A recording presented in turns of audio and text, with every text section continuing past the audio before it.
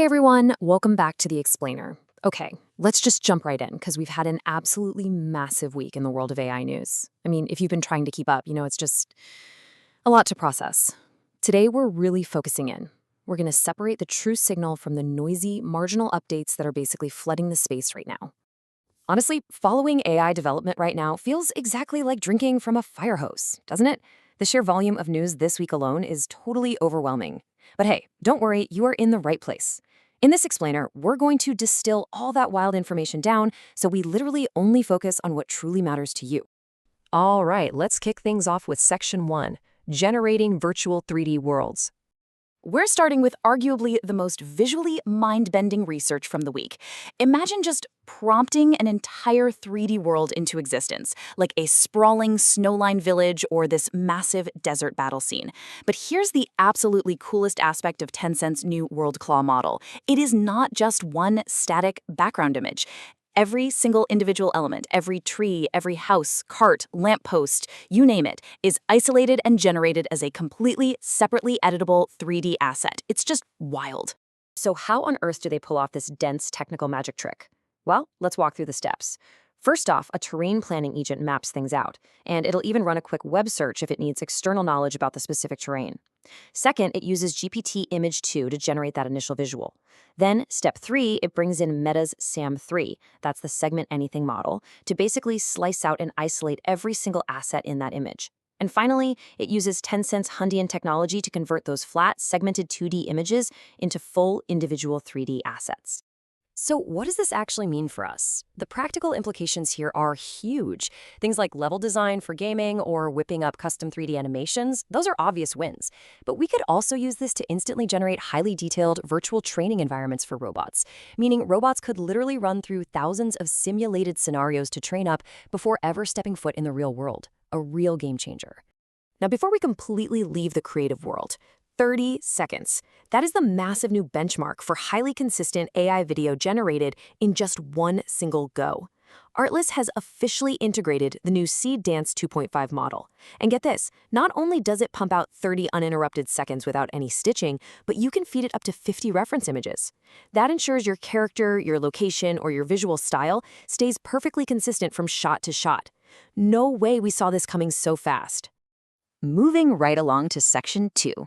AI agents for everyone. We're pivoting here from visionary creative tech to highly practical automation tools, thanks to the introduction of Grokbot out of XAI. Now, you might have seen tools like Cursor around, but that's really designed specifically for coders. Grokbot, though, it completely democratizes this technology. It's built for everyday users who want agentic workflows, which basically means AI that actively goes out and does complex tasks for you without you ever having to look at or touch a single line of code. Let's see how this actually looks in the real world. You can assign these bots roles, like an inbox triage bot, or, get this, even a chief of staff bot whose whole job is to manage your other bots. And what's truly mind-blowing is that each agent gets its very own dedicated computer in the cloud. You can literally use this Teach a Task screen recording feature to walk through a workflow on your screen, and the bot just learns it. Then you can set these autonomous agents to run on a schedule, like having it research the news at exactly 8:57 a.m. or triggering a whole routine the second you get a new Slack message. It is absolutely amazing technology, but it naturally leads us to a massive, slightly scary question. As AI outputs become completely indistinguishable from reality, how do we know what's real anymore? It's a huge issue, and honestly, it's causing a growing push within the entire industry to finally set some boundaries. Which brings us to Section 3, the AI watermarking era. So, we're currently witnessing an industry-wide crackdown on undisclosed AI content, and platforms are taking totally different approaches to handle it. Anthropic is actually weaving invisible, completely imperceptible text watermarks directly into everything Claude generates. Suno is adding audio watermarking and fingerprinting right into its music tracks. And Spotify, they're rolling out AI persona badges and literally algorithmically banning AI artists from their recommendations. Though, let's be real. As these safeguards roll out, we have to acknowledge that stripping tools will almost certainly emerge to try and bypass things like Claude's text watermarks. It's going to be a fascinating cat and mouse game, for sure. And it's not just watermarks either. To limit mass distribution, Suno's Pro plans are now tightly restricted to downloading just 20 generated songs per month. As you can probably guess, this is deeply frustrating for certain creators.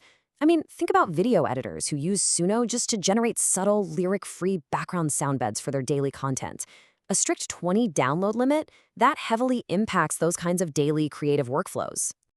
All right, shifting gears to Section 4, the incremental model race. We absolutely need to acknowledge the giant flurry of model releases this week, but let's just frame them for what they mostly are right now: noise. We are truly in an era of marginal update fatigue. We used to get these massive, mind-blowing leaps like GPT 5.6 Soul, but now we're getting dozens of new models constantly, and the reality is that 99% of the world will literally never notice the difference. These recent updates are mostly about getting slightly cheaper, slightly faster, or scoring exactly 1 point higher on some obscure benchmark. So, here are the essential facts without the exhausting spec sheets. Grok 4.6 is leading on deep benchmarks and is much cheaper for coding. Google's Gemini 3.7 Flash drops the input cost to just 75 cents and excels at generating SVGs, those infinitely scalable graphics. Meta dropped Muse Glimmer, which is a 55GB open-weight model designed specifically for running locally on your device. And OpenAI teased GPT 5.6 Soul Ultra Fast, which is churning out an absolutely blazing 750 output tokens. That's roughly 500 words every single second. Crazy fast! Keeping that rapid pace, let's blast through the rest of the functional updates real quick. Claude Code's auto mode is now the default, so it can just run autonomously without you having to approve every single step. Plus, the Claude Chrome extension can now natively control your open tabs and take screenshots. Over at Google, DeepMind released a really fascinating AI model that reads sign language and converts it directly to text on video. And finally, if you're a Twitch streamer, you now have to manually opt out if you do not want your streams and comments used to train Amazon's AI models. Good to know. Finally, Section 5. The shifting AI narrative. Okay, I want to slow the pacing down a bit right here. Let's reflect on how dramatically the cultural conversation surrounding AI has changed. Look back 5 years ago, and the discourse was basically universal awe. Everyone thought it was the coolest thing ever.